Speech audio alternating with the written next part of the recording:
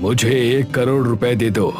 पंखा चलता रहा, लेकिन इस बार भी कुछ नहीं निकला। रविशंकर अब चलते पंखे के सामने तरह तरह की मांगे करने लगा, लेकिन पंखे से अब कुछ भी नहीं निकला।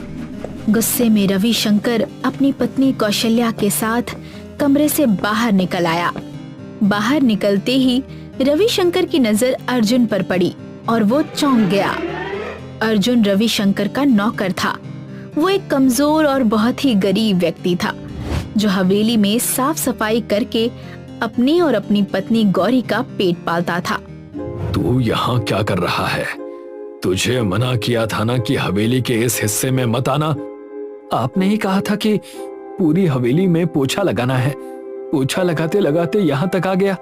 रविशंकर चुपचाप अपनी पत्नी कौशल्या के साथ वहां से चला गया।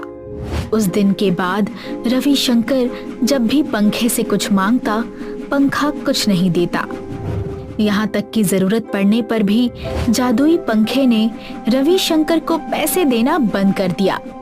एक दिन गुस्से में आकर रविशंकर ने पंखे को छत से उखाड़ लिया और जमीन पर पटक दिया। अरे अरे, ये क्या कर दिया आपने? हाँ, क्योंकि अब इसने जादू करना बंद कर दिया है। अब ये मेरे किसी काम का नहीं।